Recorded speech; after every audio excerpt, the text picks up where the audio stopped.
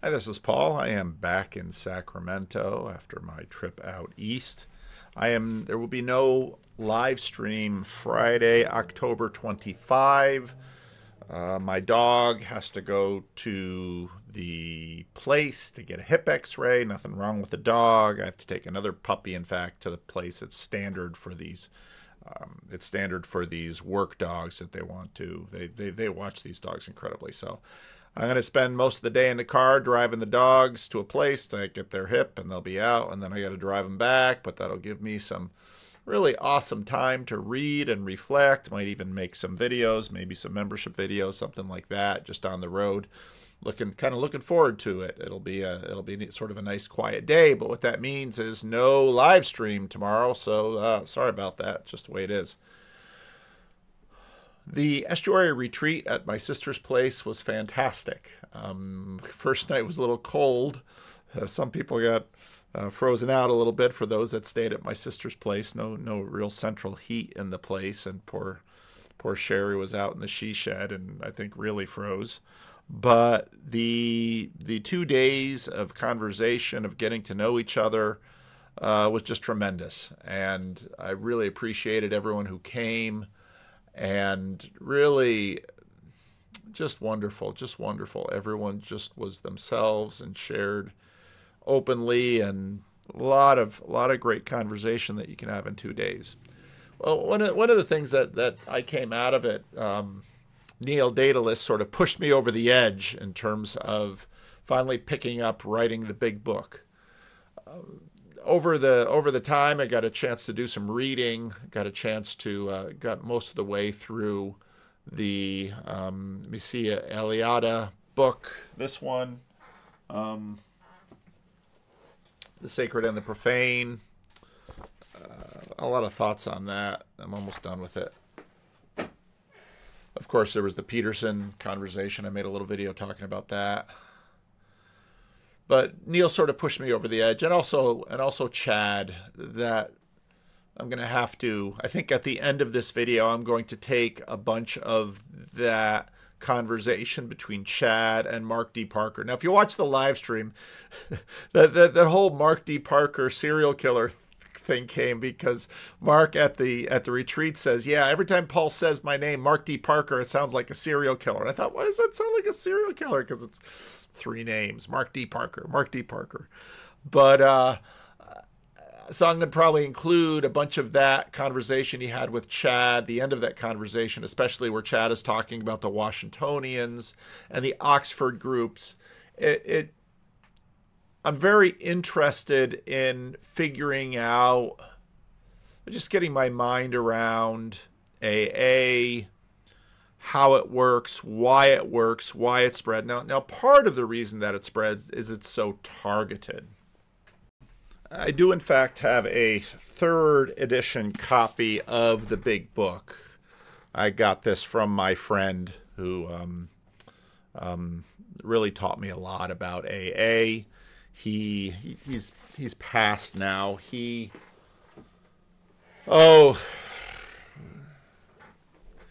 an alcoholic, kind of came to a head when he was in Alaska, and was in a hospital, and he was in detox. Someone came around, and he got into AA. And what's so interesting to me about so many of the people who get into AA, they are by temperament addictive people, which is partly why they're alcoholics. But if they can sort of turn their addiction to be addicted to AA and addicted to meetings and addicted to, that's really helpful in terms of getting them over the edge. And my friend loved AA, and he spent years and years and years doing AA work. And then he sort of turned and then eventually sort of turned that attention to the church. He first started going to a Lutheran church that was near his house. And then eventually he started going to this church, became friends with the pastor a few pastors ago. And he was such a wonderful human being. I love that man so much. The first time when I first came interviewing for the position, They were interviewing me in a restaurant. They sort of set me up at a restaurant, and waves of church people would come in and do these little round table meet and greets with me to get to know me, because this church still had sort of the process of, you sort of have two candidates for the position of pastor and the church votes on it, and I won the vote. But I'll never forget my meeting with him the first day. People were already telling me about him even before he got there. And he was an enormous man. He was morbidly overweight. Although he conquered alcohol, he never conquered food.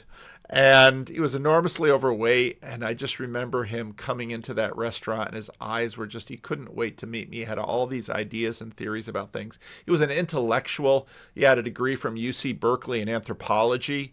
He was just such a wonderful man. He sold insurance, but was a terrible businessman, because selling insurance was always way more boring than talking to his pastor about intellectual things.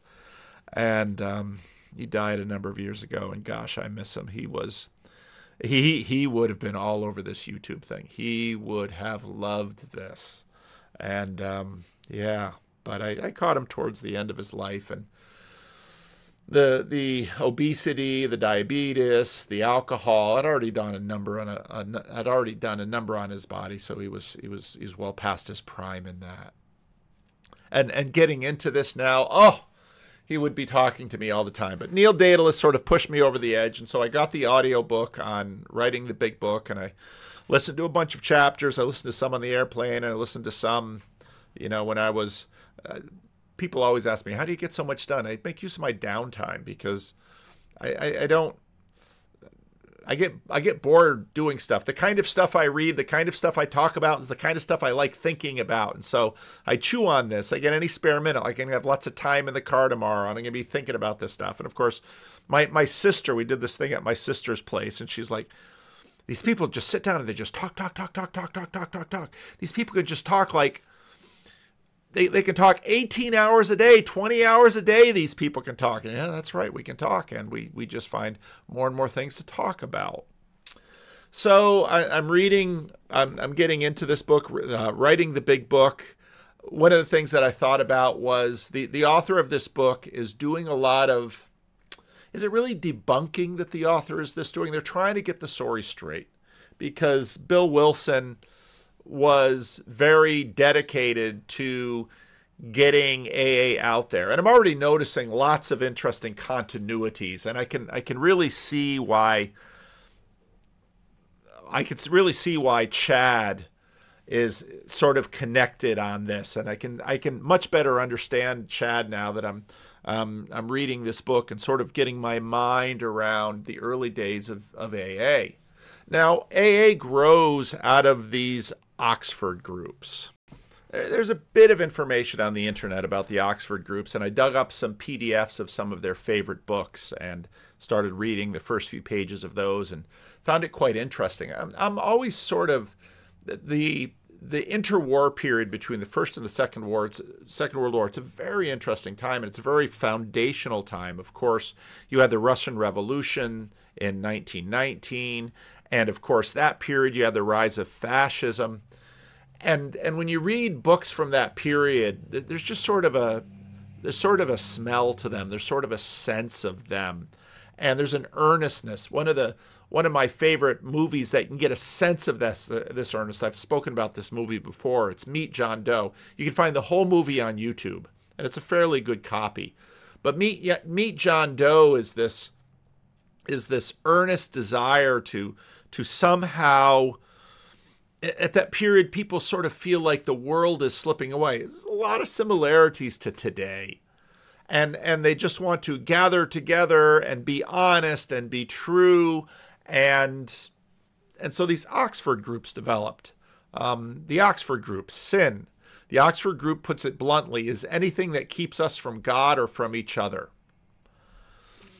AA grew in part out of the Oxford Group, a Christian group founded by a Lutheran minister called Frank Buchanan around the year 1919. The first group was loosely called a First Century Christian Fellowship. Now, this is so deeply Protestant. If you look at Gil Bilezikian, who was the Bible college professor that inspired Bill Hybels to start Willow Creek and the Seeker movement. I mean, Protestants are always just trying to get back to the first century. And of course, the Orthodox saying, what do you mean get back to the first century? We've never left it. On and on and on. But what's so interesting to me about this is that it is so to the moment, because, again, part of what we're wrestling with, and you can see this with the Peterson, Richard Dawkins conversation, part of what we're wrestling with is adaptation. Things have changed. And we have the sense that there in the first century, there was the genuine article. And if we can only get back to that, then we can get rid of the accretions, and we can get rid of the heterodox pathways that the church has taken, and we can get rid of all of the cruft, and we can somehow get at the thing itself. We can get at the genuine article. We can get at what is at the root of it all. And the Oxford group has this all over it. And there's some of that, and of course this little corner, and some of that, and sort of this Peterson wave that has gone around. The Oxford name was attached to a fellowship due to coincidental affiliation with Oxford, England. The Oxford group enjoyed wide popularity and success, particularly in the 1930s. Now, what's interesting, again, to me, and looking at all of these different groups, is AA lasted. The Oxford groups didn't. There's all sorts of little interesting, quirky, quasi-religious or religious movements, and you might look at this little corner as something like that. And then the question is, well, durability. In that piece that I'm going to play from Chad and Mark D. Parker, he talks about the Washingtonians. Another fascinating segment. And these groups sort of rise and falls, and other groups sort of have legs and go on, and which, why, what, how. In 1938, soon after the start of AA, the Oxford group in the USA was called to moral rearmament. Now, of course, 1938, you've already got those tensions in Europe. You've already got those anxieties over fascism and communism. And again, if you watch Meet John Doe, you get a really cool sense of that. It became more widely known as MRA, moral rearmament. So interesting. I can't wait. I could get some of these books that they were enamored with, and I can download them, and I'll check them out. In England, the Oxford groups continued to exist and follow the original tenets of the movement more closely than the groups descended from MRA. In 2001, MRA changed its names to Initiatives of Change. Oh my goodness, they are still around. They've just morphed. Interesting.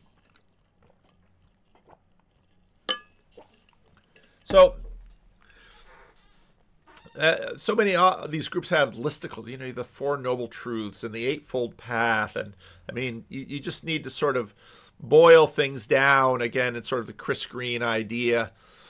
Four moral standards: absolute honesty, absolute purity, absolute unselfishness, absolute love. I mean, you can really see sort of the Jordan Peterson sphere in this whole thing, can't you? 5 C's from Frank Buchanan in 1919, again, a Lutheran minister.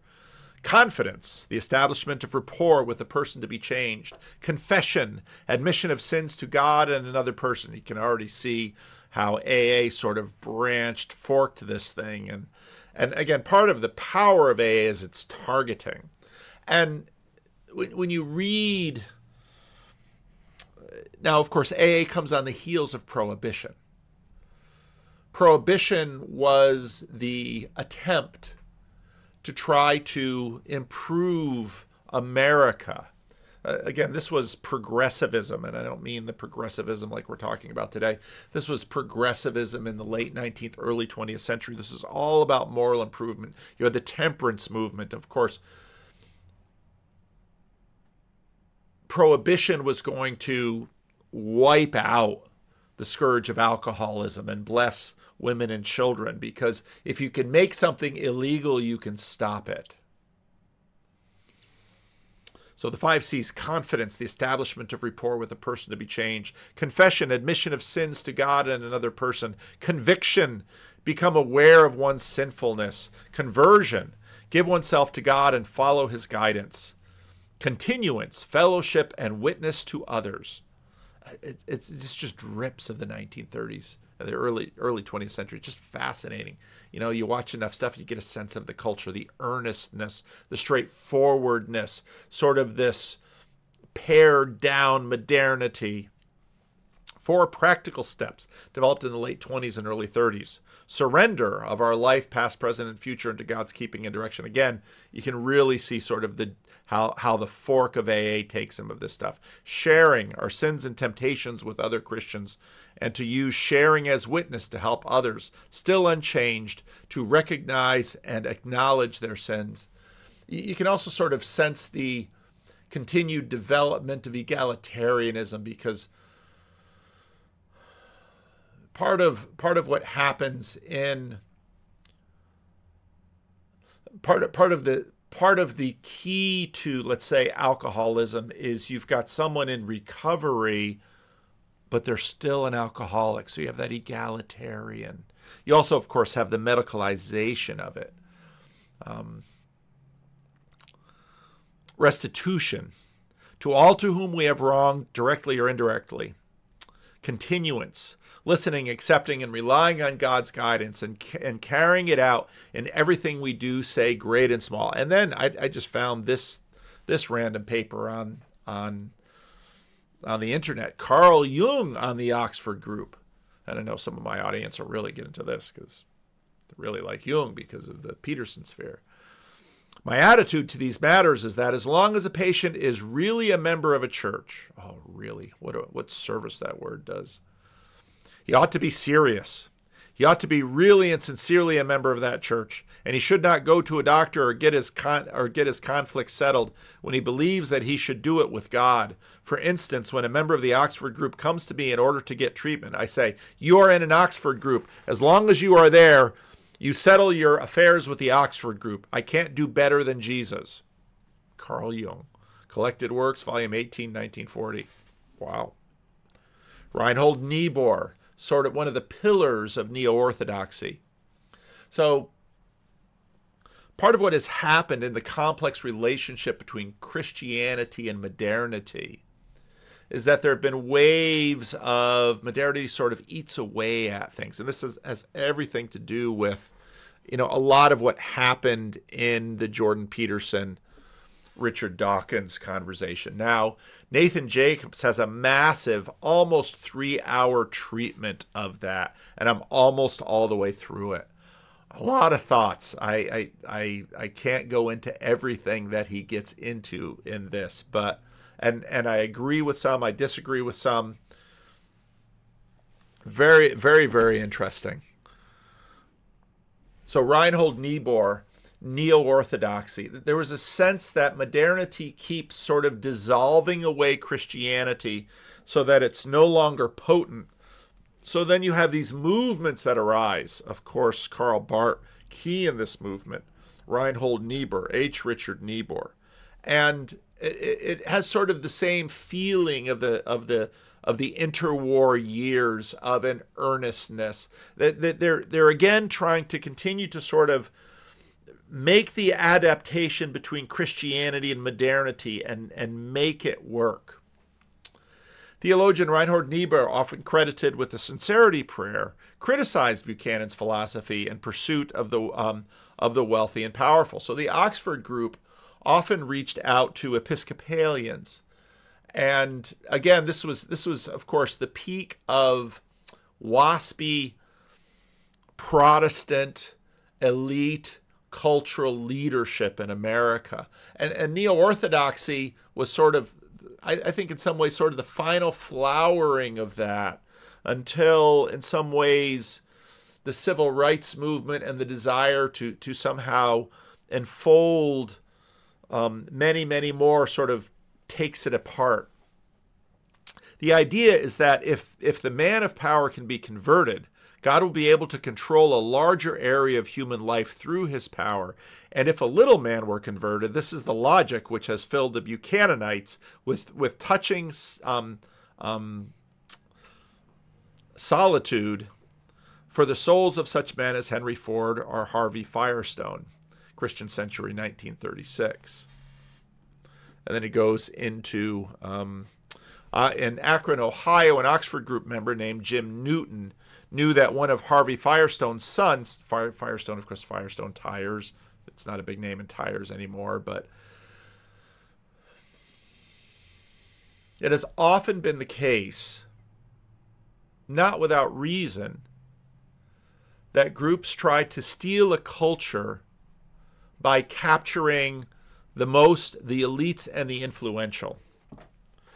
It's, of course, a very reasonable strategy, because, especially among men, because one of the things we talked about quite a bit was hierarchies and masculinity and femininity in our groups. They're fascinating conversations. But men, one of our members, a woman, came and really kind of blew my mind with her ideas about masculine hierarchies and women's networks, and it sort of really helped me sort of see how and why women's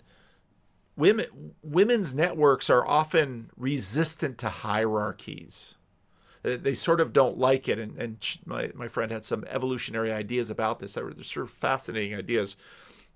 She'll listen to this. You should write something up and write it out for me so I can use it, maybe read it. She's been super into Ian McGilchrist lately. But men love hierarchies, and they look up hierarchies. And so just look at the devotion to someone like Elon Musk or Donald Trump, or something deeply masculine about these Jordan Peterson, deeply masculine about these kinds of arrangements. And men work well in these hierarchies. And so the idea is get the founding people of your town. Now, the Gideons, in a sense, I remember, so this guy that I was talking about who was achieved sobriety and super excited about AA and all that. He also never became a Gideon, but flirted with it. And Gideons sort of are from the same period. Shoot, I should look them up. Now the Gideons website has a page about their history, but now that I'm writing the big book, I'm a little skeptical about groups' histories, because there's a lot of hagiography in their histories, and this author really goes after to try to document as best as he can where these groups are from and the histories that they have. But the Gideons started about the turn of the century, and one of the interesting, I got that more from the Wikipedia page than I did from the Gideon. Gideons International is an evangelical Christian or association for men. Now, it's so interesting because I've had Gideons in my church too, and Gideons need to be businessmen, and I think it's the same idea. That you sort of want the guys over at the top of the hierarchy, but then the women's auxiliary sort of does that with them. And the funeral that I was just at, that I've mentioned on a few occasions, the guy who died was a Gideon and his wife was the auxiliary, and now they're sort of easing up some of the rules so that the women's auxiliary can do things that the men were doing before. I think partly probably because they're losing men and they don't have the same number of men that they used to. But again, it's sort of this idea of inspiring and inspiring a way to move forward and a way to move up. I love this movie.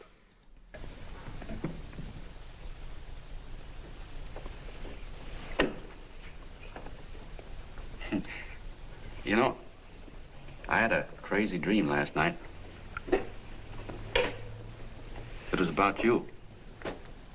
About me? Yeah, sure was crazy. I dreamt I was your father.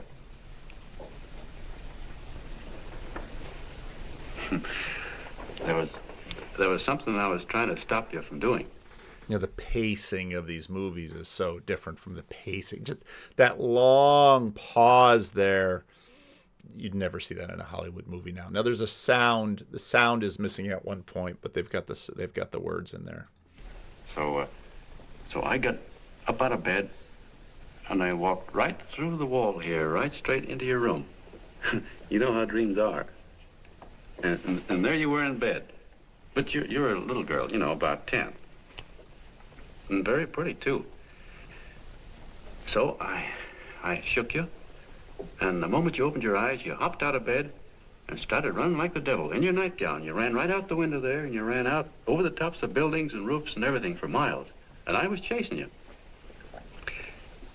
And all the time you were running, you kept growing bigger and bigger and bigger, and pretty soon you were as big as you are now, you know, grown up. And all the time I kept asking myself, what am I chasing her for? And I didn't know. Isn't that a hot one?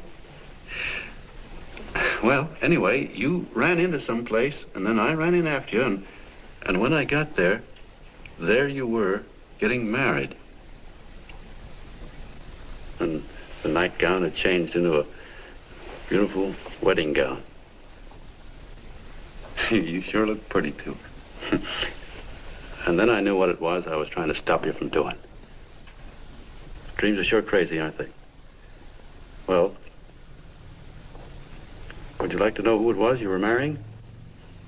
Oh, a tall, handsome Hugh Bangy, I suppose. No, not that bad. It was that fellow that sends you flowers every day. What's his name? Mr. Norton's nephew? Had children. Yeah, that's the one. But here's the funniest part of it all. I was the fellow up there doing the marrying, you know, the justice of peace or something. You were? I thought you were chasing me. Well, yes, I was, but I was your father then, you see. Obviously, the words are all wrong. You were suing me. No, you were chasing me. But the real me, John Doe, or that is, Long John Willoughby, I was the fellow up there with the book. You know what I mean? I guess so. Then what happened? Well, I took you across my knee and I started spanking you. That is, I didn't do it. I mean, I did do it, but it wasn't me, you see. I was your father then. Well, I held you across my knee and I said, Annie, I won't allow you to marry a man that's just rich or that has his secretary send you flowers. The man you marry has got to swim rivers for you. He's got to climb high mountains for you. He's got to slay dragons for you. He's got to perform wonderful deeds for you. Quite obviously, Richard Dawkins would not approve. Yes, sir. And all the time, the guy up there, you know, with the book, me, just stood there nodding his head. And he said, go to it, Pop. Whack her one from me, because that's just the way I feel about it, too. So he said, come on down here and whack her yourself. So I came down and I whacked you a good one. Something else that wouldn't be in a movie today. See? Then he whacked you. And I whacked you another one, and we both started whacking you like... Well, if you're through whacking her, come on, let's get going. Okay, fellas, right in here. You go out the side entrance, there's a bunch of autograph seekers out front. We'll be down with the bags in a minute. Come on, don't make a government project out of this.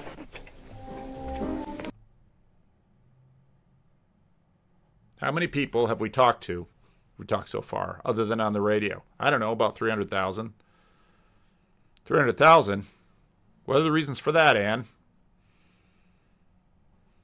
Why do they come to listen? And why do they create John Doe clubs and everything else? I'm trying to figure that out.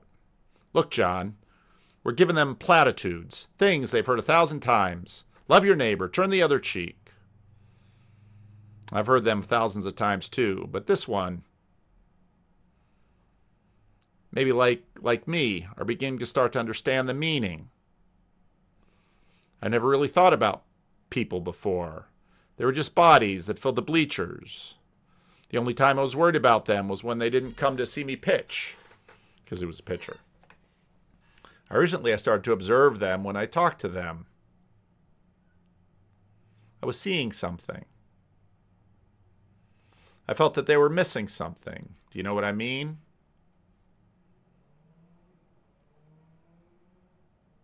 Maybe that's why they're coming, the loneliness.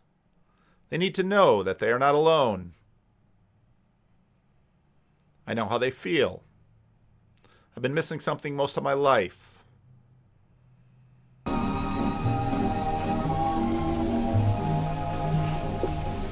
All aboard, folks. That's what I said at the office. Yeah, that's true.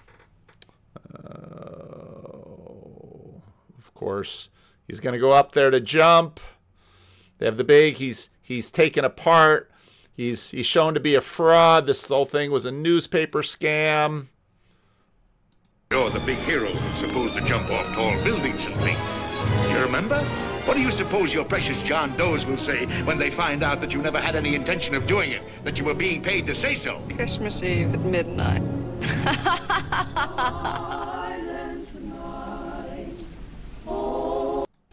You're a sick girl, Anne. You better... Sure. It's the battiest, the looniest wild goose chase I ever heard of. Oh, shut up, Bert. Sourpuss is right. Yeah, well, if he is, I'm a banana split. That man is going to be on that roof. Don't ask me how I know. I just know, and you know it as well as I do. Everybody had lost faith in him, and again, these movies were so direct. They're not dripping with irony. Someone sent me a great video on irony and our addiction to irony, and you see this, or of course the metamodern is processing this. Sure. I'd like to believe in fairy tales, but a guy that's a fake isn't going to jump off any roof. I don't think he was any fake, not with that face. And anyway, what he stood for wasn't a fake. Okay, honey, okay.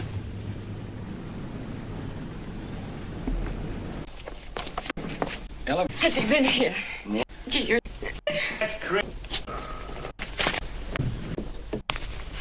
Hour.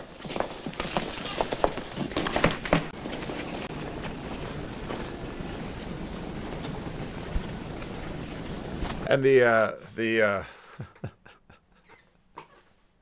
magnets, the fascists, basically, you know, they want to get up there to make sure he's not up there too, because they want to stop him. Because if he gives his life for this thing, well, then they're exposing him. Doesn't work.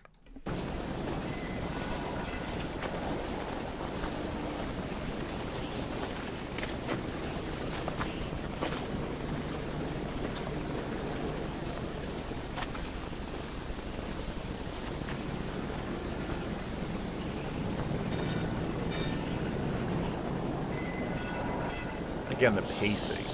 They don't have pacing like this in movies today. Just quick. That tramp was probably full of Christmas cheer and asleep in some flop house. Let's go. I've got to decorate my tree.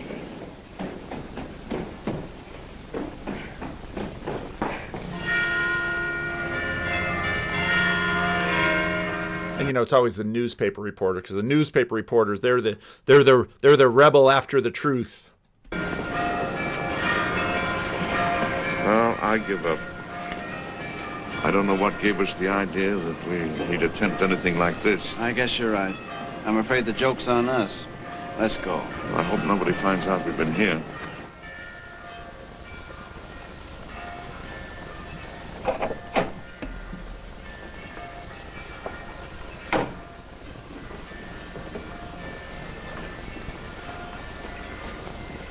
Emails a letter.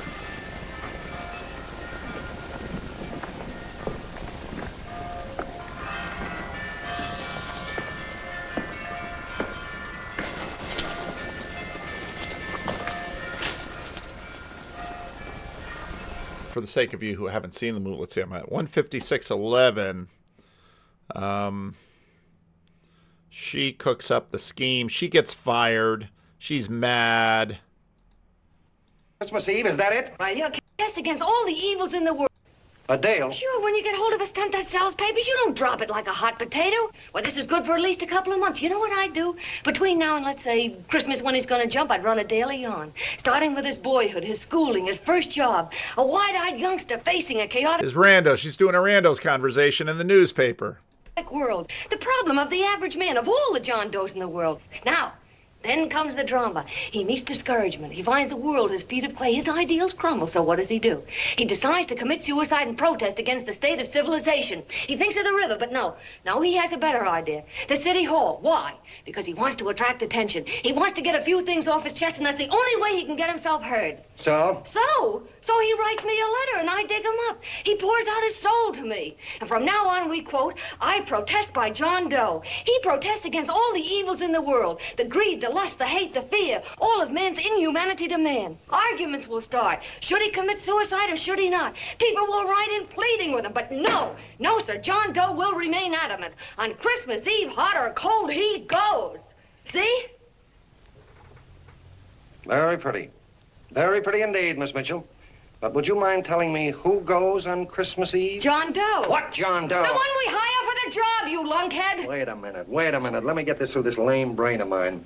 Are you suggesting we go out and hire someone to say he's going to commit suicide on Christmas Eve? Is that it? Well, you're catching on. Who, for instance? Anybody. Beanie'll do. Why, sure. Who, me? Anybody. It's a John Doe. Jump off a... Oh, no, any time at Christmas. I'm superstitious.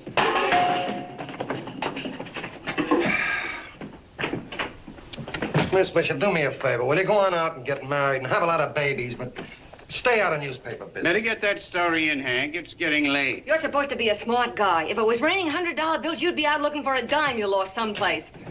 Holy smokes, wasting my time listening to this mad woman. Look, Chief, look at the Chronicle. It's running on John Doe. They say it's a fake.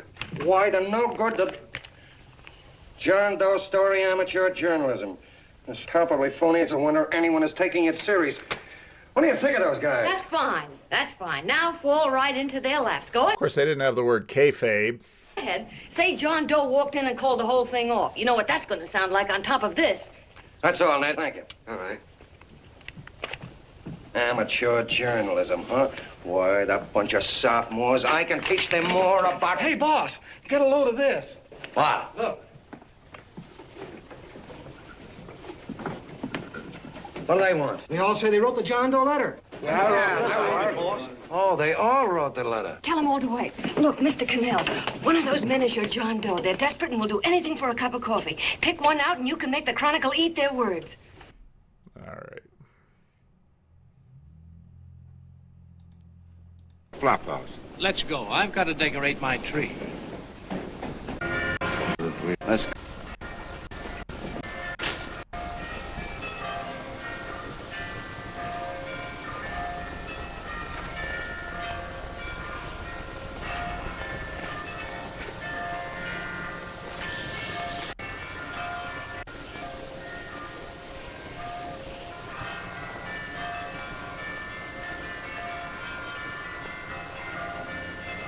All the John Does everywhere because they had this big convention and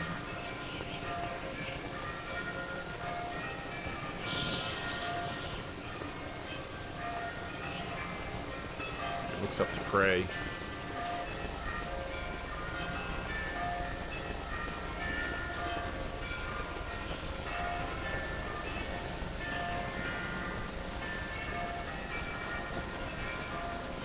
Finishes his cigarette. I wouldn't do that if I were you, Steps John. up.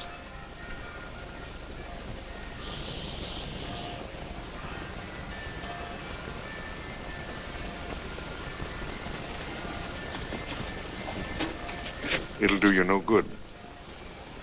The mayor has policemen downstairs with instructions to remove all marks of identification you may have on your person. You'll be The government's in on it. buried in Potter's Field, and you will have accomplished nothing.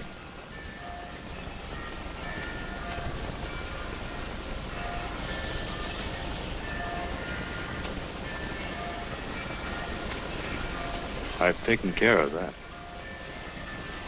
I've already mailed a copy of this letter to Mr. Cannell. John, why don't you forget this foolishness? Stop right where you are, Mr. Norton, if you don't want to go overboard with me.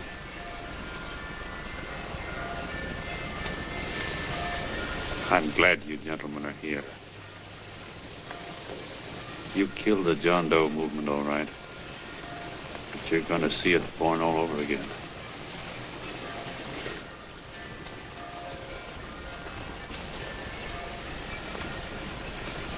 Now take a good look, Mr. Norton. John! John! Oh, John, no, I won't let you unlock it, darling. Oh, please. Please don't give up. We'll start all over again. Just you and I. It isn't too late. The John Doe movement isn't dead yet. You see, John, it isn't dead or they wouldn't be here. It's alive in them. They kept it alive by being afraid of. That's why they came up here. Oh, darling. Sure, it should have been killed. It was dishonest. But we can start clean now. Just you and I. It'll grow, John, and it'll grow big because it'll be honest this time. Oh, John, if it's worth dying for, it's worth living for. Oh, please, John. Oh,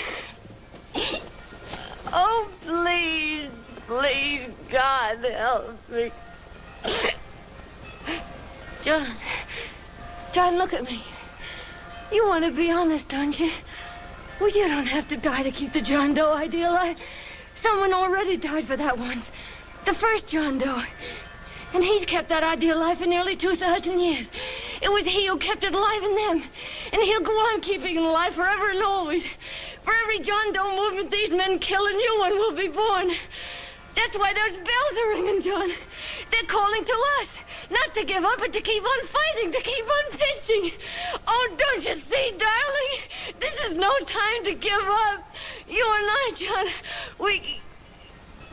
Oh, no. No, John. If you die, I want to die, too. Oh, I love you. Oh, John. She faints.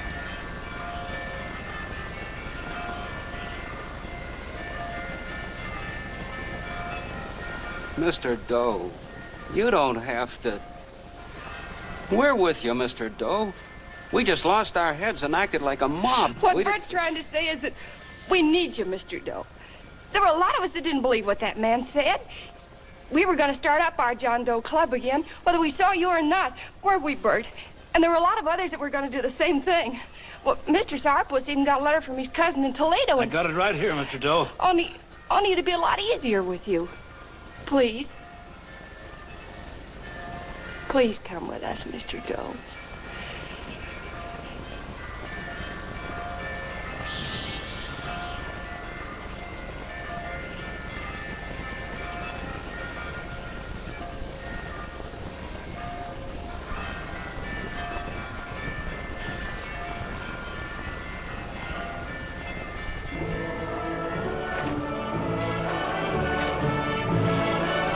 Long John. Mr. Doe. Here, we'll help you with it. She'll be all right. Mr. Doe, take her. So Bill Wilson wants to, he says, for this movement to grow, for us to save the alcoholics, we need to have paid missionaries, and we need to have special hospitals, and then we need to have a book. And the only thing that really survives is the book. And I'll just let Chad finish it up. But again, it's so interesting how that time, the meaning crisis of their time, the sense of, well, how can we come together? And again, part of the real issue, I'm out of time. Part of the real issue is, well, what do we do with all of, you know, they just have Richard Dawkins. What about the virgin birth? What about the virgin birth?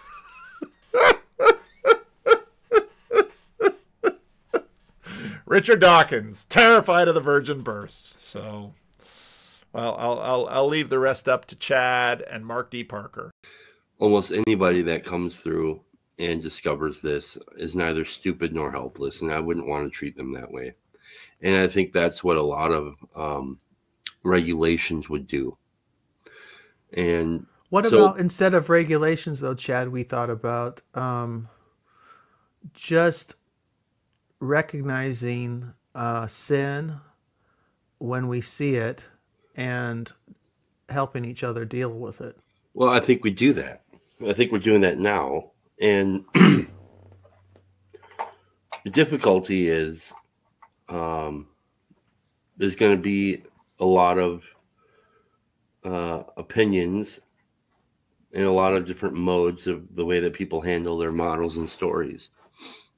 And so, you know, let me lay out a quick story here. So there was, when Alcoholics Anonymous first came into being, and they started to expand. They had a piece of literature called the book about. It was called Alcoholics Anonymous. It's still the basic text, affectionately known as the Big Book. So right. they started one of the very first, many groups started to sprout up around the country and in Canada and stuff. And early on, the co-founder, or the guy who basically was the originator of the fellowship, started noticing some fissures in the fellowship, and he asked every group that because he was like the PVK guy, right? Right. Like everybody would go to him for wisdom and advice and all this stuff about their group. Well, he asked because he knew all of the groups, and I mean all of them, because there was no other like staff that was out there that was doing the work that Bill was doing. He was the liaison to every group. Mm-hmm. And so he asked all of the groups, I'd like to know what your rules for your group are. And so what ended up happening was all these groups ended up sending him a list of all their rules for requirements for the groups. Okay. Mm-hmm. What he found was that if he put all of those rules into action, that literally nobody would be able to join AA. And that's a disaster. Right. And interesting. Is that all in that book called Writing the Big Book? Yes, it's in there. Yep. I got the, okay. Oh. And it's also in the book Alcoholics Anonymous Comes of Age, which was a history book written by Bill Wilson of the first 20 years. That's a really good book. I would start, excuse me, I would start with that one, and then I would do Reading the Big Book. Or, I'm sorry, Writing the Big Book. Both are my favorite pieces of literature involving AA. So from there, he started noticing all these different problems that were happening within that fellowship. And somebody brought to mind or asked him if he had ever heard of this group called the Washingtonians. And he said, no, I'd never heard of the Washingtonians. Who are these guys? Well, it turns out the Washingtonians were a fellowship that were meeting together 100 years before AA ever existed. And they were guys that were alcoholics who couldn't stay sober, who eventually found that if they were to work with each other, have conversation, meet with each other, care for each other, that they were able to stay sober. And that organization or non-organization ended up, some of the numbers say that there was like 100,000 members. All right, this is 100 years before AA. So AA hits the world in around 1935. So 100 years before that. Okay, right. 100,000 people were associated with the Washingtonians. That's a lot of people. Right. In a time with no internet, no radio. Smaller population too, considerably smaller population. Yes, right. And so they ended up having no suggested,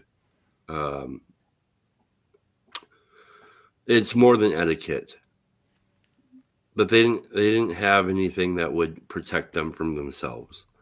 And they ended up getting into the conversation around abolition and temperance. And because of that, they basically fractured and broke overnight. They went from 100,000 to zero practically overnight. And Bill Wilson was like, holy shit, I never heard of these guys. And it's like, that's really sad. You have not heard of these guys. And so he took their experience plus the experience that he was seeing in AA at the time, and he was inspired to write something called the 12 Traditions. And the 12 Traditions are a set of principles that are highly suggested, and they are suggestions for how your group stays active without breaking and dying. And the importance of your groups staying together is vitally important because alcoholism doesn't give a shit about you or anybody else, and this seems to be the only answer to the problem that is scalable. And so he writes these 12 traditions and says these are going to be our 12 tenets to ensure that we don't die. And what's interesting is they are not rules, but they are suggestions. They're really strong suggestions for your group. They're indicator. If your group is a group that is an AA group, if you guys aren't doing these things, it is highly likely that you will die. And if you don't do it, and the group next door to you doesn't do it, and the group next door to them doesn't do it, and all you guys die, then there will be nobody here to help the new guy who is suffering from alcoholism.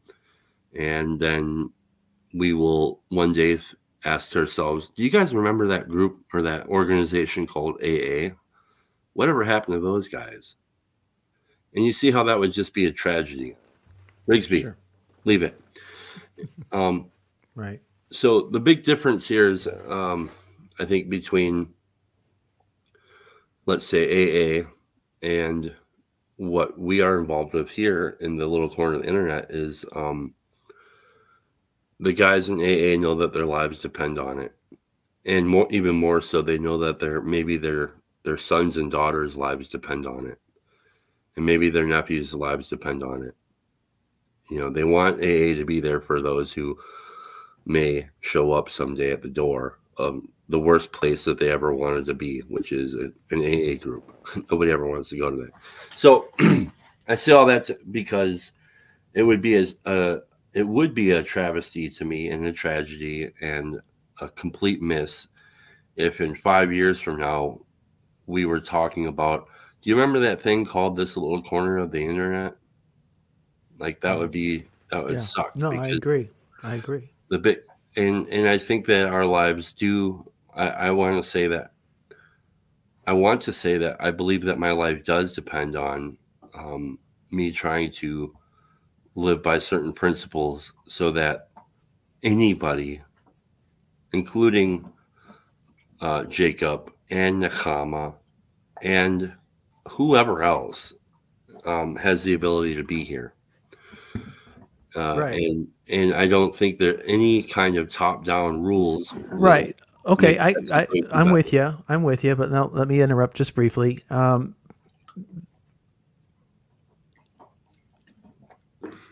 not suggesting that we exclude anybody, even for poor conduct.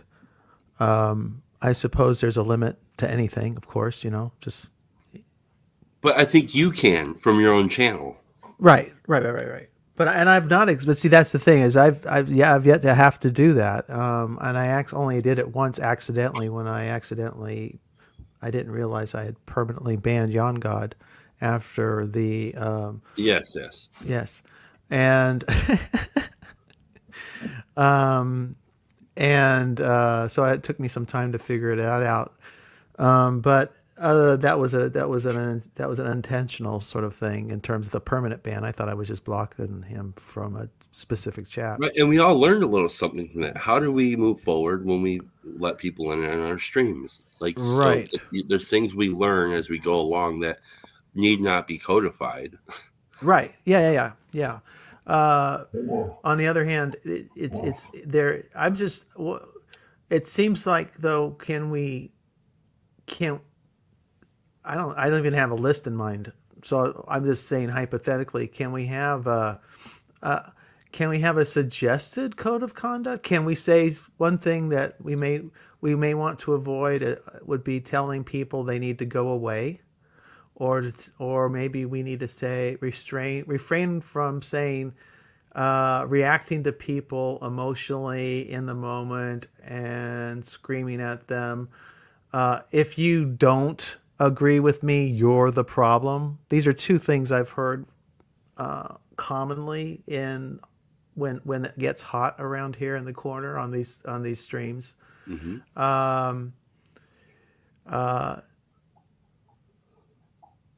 And it's not just it's certainly not just Jacob. That's others. I'm one of them. I've handled things very poorly in the past and recent past. My first reaction to whatever happened there wasn't the best. Like, I could do better, and maybe part of it was maybe do nothing. When in doubt, say nothing.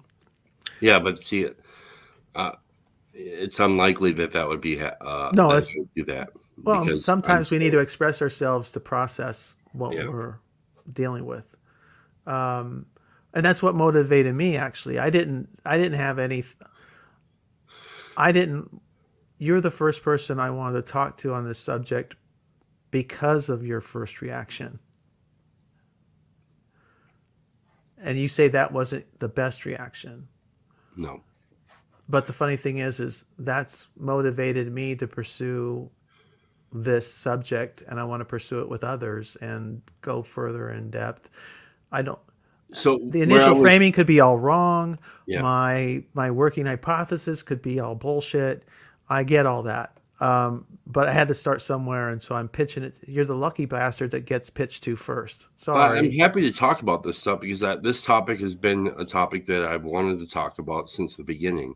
Rigsby, part of the I'll tell you where I failed in where I think I failed in my first response was expressing my opinions about people that I dislike in a way that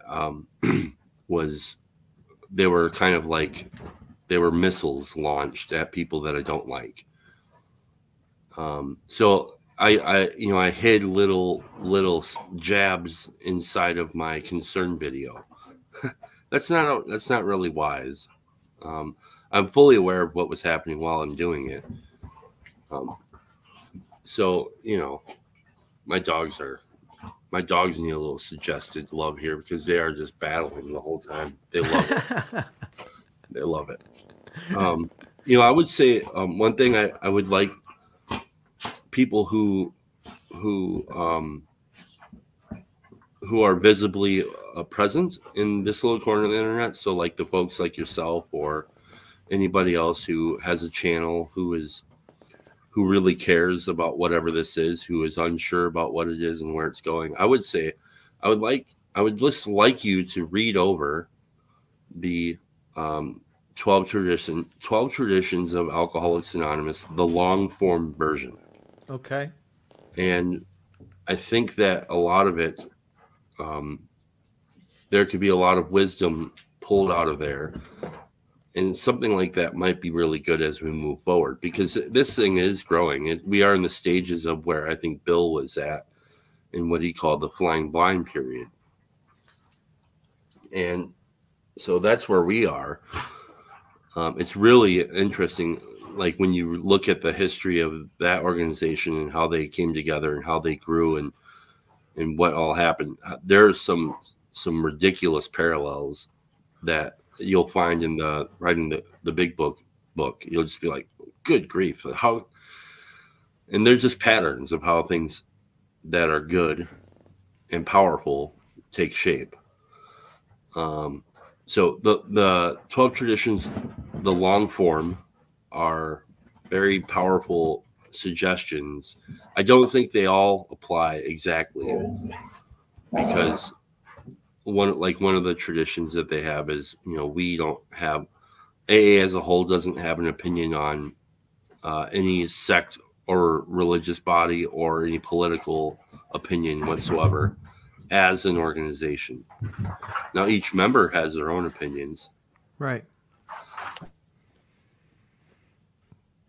We're down to about 10 minutes. I'm looking at the clock. Yep, I'm looking too. So we're good. We're good for another 10? Yeah. Or do you need, okay. Maybe even 20. Okay, good. I'll go as long as you got. But I know you have to go to work. Let me shift just a bit. Part of my concern is the well-being, the emotional well-being of all parties, not just those who get, raged upon, but those who are raging, those who are like, let's just go to nothing controversial in the moment, like the election. And I'm at a moment now where I'm much more concerned about the emotional well-being of my political opponents than I am for the outcome of the election. Because I'm not,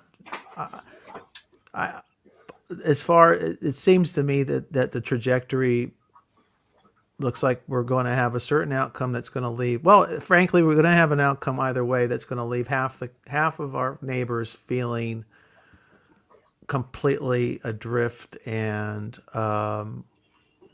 there's a lot of people with a lot of stuff invested in this election, and losing is going to feel like the end of the world, when in fact it's not going to be the end of the world either way.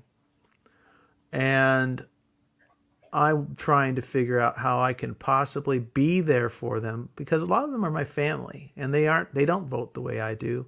Mm-hmm. And I'm prepared to lose and continue on happily, just as I've been doing. I'll change absolutely nothing about myself based on the outcome of the election. But I have family, extended family and friends at church who they're already in meltdown and nothing's happened. But if their candidates lose, I'm afraid.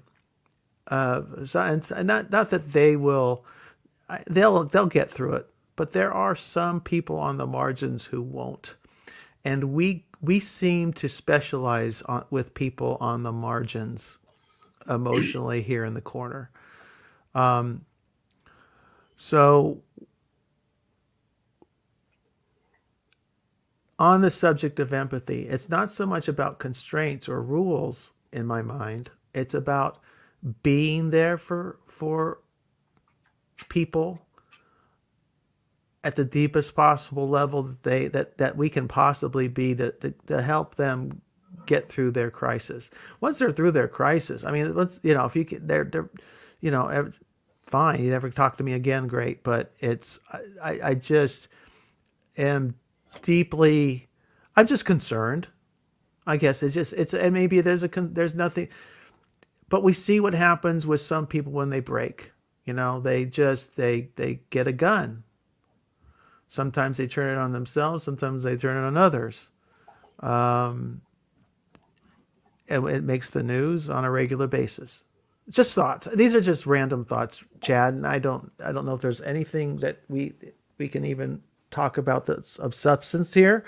But just what are your thoughts as I ramble? Well, part of it boils down to the question of, do you think that they're stupid and helpless?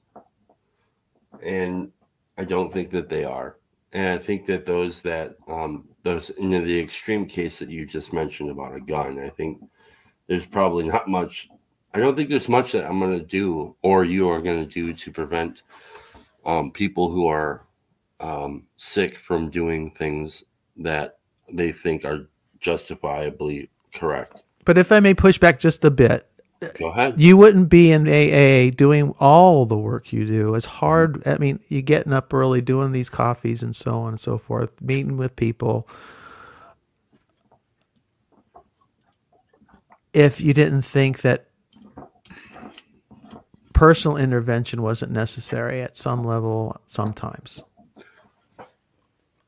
Yeah, I think like taking actions that are, I do what I can do, and then there's many things that are out of my control, and so like, yeah, I don't think like that. I'm not trying to save the world. I'm just not. Like, part of it is there are certain principles that I'm trying to adhere to and trying to do, and then the rest is like up to God. Absolutely. So it's. But what would be some of the stuff we can do? Or, I mean, other than what you're doing. Well, okay, let me ask it this way. When you're working with you're sponsoring an individual, what does that process look like? I mean, without revealing anything personal in terms of, violating privacy, but what does that process look like? Well, it starts with somebody who's seemingly willing to have something change. So I don't go out and go fishing for people who aren't looking for change. So I make myself available for people who are interested in looking for a different answer.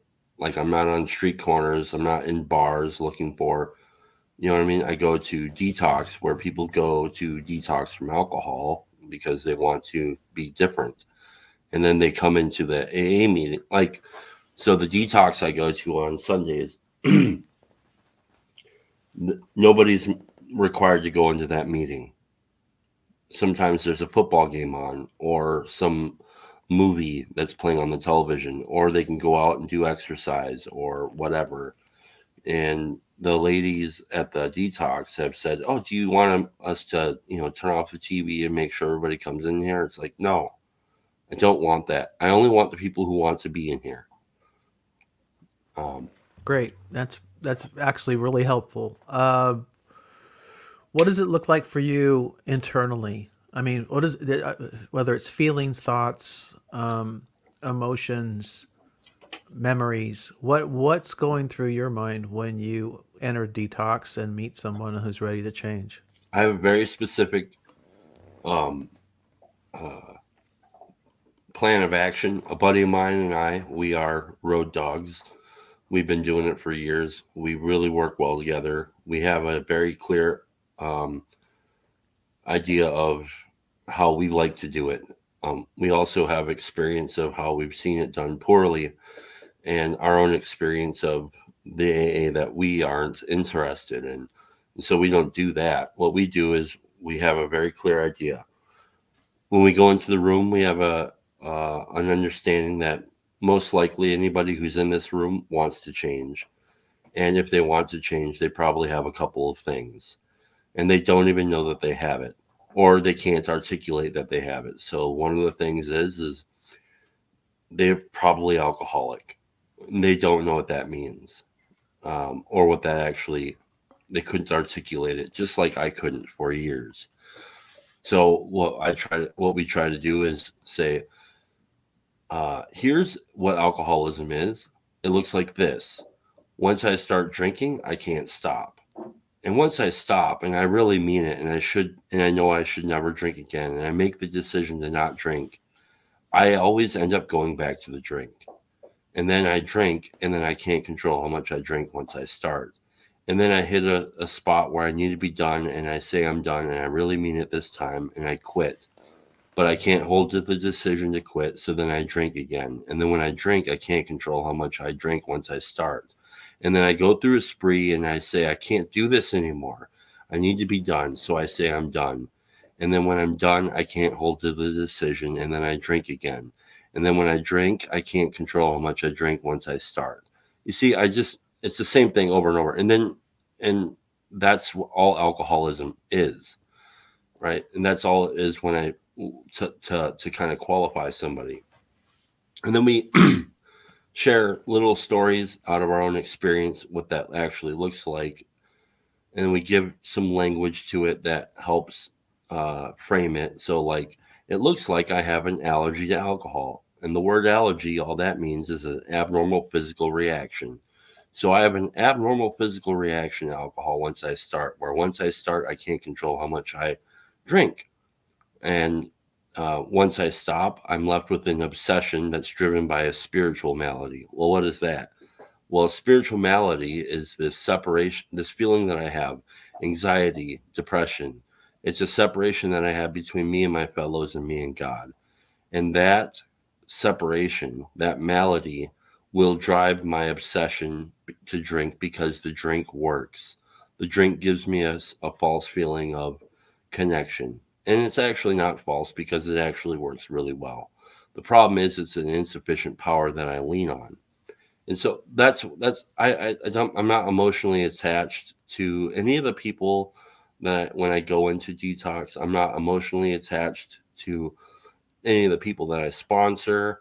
If they decide that at some point they want to drink or put a gun in their mouth, I'm very annoyed by that and it bothers me, but I can't afford to be heartbroken every time that it happens because it happens all the time. Right. So Yeah. it's like I can't I can't be overly sympathetic to people that are in the presence of a real answer. Sorry, I'm not. I did early on, and it's like I guess in the field they call that compassion fatigue. And I'm sorry, but I can't afford compassion fatigue. If you want this, you will get it, and if grace shines upon you, wonderful. If it doesn't, I don't know what to say. I don't have answers for that. So in some ways, I'm quite cold about it because at what level does oh, okay. Well, I was going to ask you at what level does your work with AA overlap with the work you're doing in the corner, and do you consider it work, or is this all just play and hobby? I don't look at what you're doing and just see it as play, but you tell me. Well, I think it's like AA in that it is for fun and for free. It's a serious topic. It's a serious illness, but I also insist on having fun with it. And we'll be in our men's meeting on Saturday mornings that we do where we just before the meeting, we actually get together, we read the book and talk about stuff, eat donuts and tell dick jokes. I think that's all really healthy. Last question. When do emotions get involved? Because I know for a fact that you feel close towards one Mark S. Someone who's becoming a friend of mine. I've met through you and in the corner, and you said he's your favorite. He's one of your favorite guys here. Mm-hmm. I stay connected, emotionally connected with those that I have two different heroes in AA. One is a guy like Mark S. or anybody like him, where they are like I think myself, committed to consistent a life that is driven towards trying to carry a message and help others find an answer. And they really love that. You could see that on them. Like they participate in sponsorship, they go to detox, they all that stuff. They're the guys that are like the real deal dudes, right? And then the other hero I have is the guy who will continually come to the meeting for years and can only get 30 days of sobriety. And he will probably die drunk. That happens a lot. And that guy's my hero too, because I can't imagine taking a drink and stepping one foot into an AA meeting again. That's terrifying to me. And so there's a certain pride that I have that might kill me if I ever drink again. And so I need to see that guy who can't stay sober, can't or won't stay sober, but continually stays in the fellowship. I need to see him because that tells me that there's something greater happening here. So those two guys are my heroes. And do I feel emotionally involved in some sense? Of course I do. I mean, I wouldn't be upset when I see the same thing with the corner. I wouldn't be upset when I see things that are going sideways. And yes, part of my concern starts to flare up. And I think this asshole is going to ruin this thing. And so I'm not completely disconnected from the emotional attachment that I have. It's just, at the end of the day, I have to remember that if God wants this to be, then it will. And there's probably, we'd have to really work hard at destroying it. But the more that each of us decide to take a more principled approach in whatever it is that we're doing here, the better, I think. And one of the principles is not governing.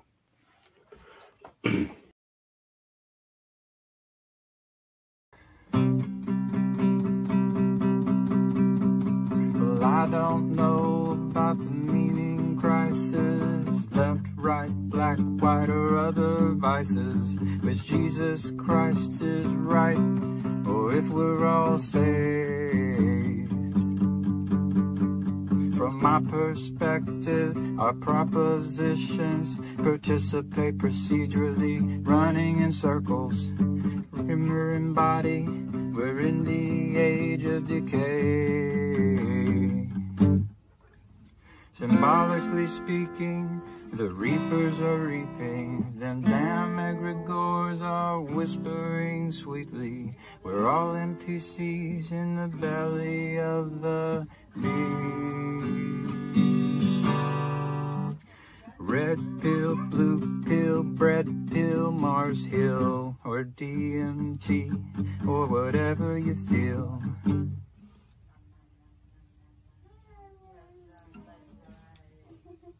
Got one and number two, it's all the same damn thing.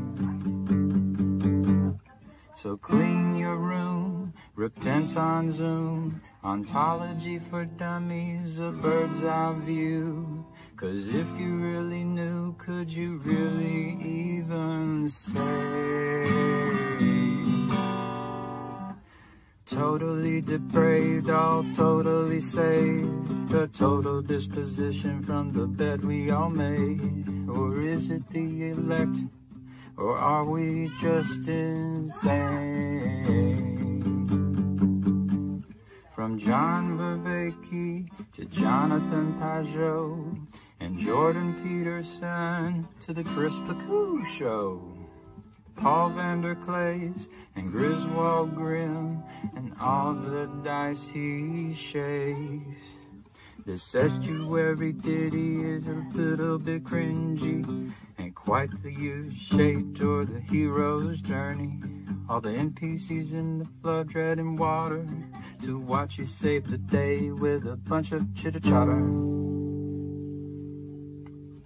From the ortho bros to the Catholic Joes, or atheistic Jobs, to Protestant folks, the Joe Schmoes, and Jewish Jacobs, and everything in between. So love the Lord your God with all your heart and soul, with all your mind and your fingers and toes, all your neighbors too, as if they were your own. So love the Lord your God with all your heart and soul, and with all your mind and your fingers and toes, all your neighbors too, as if they were your own.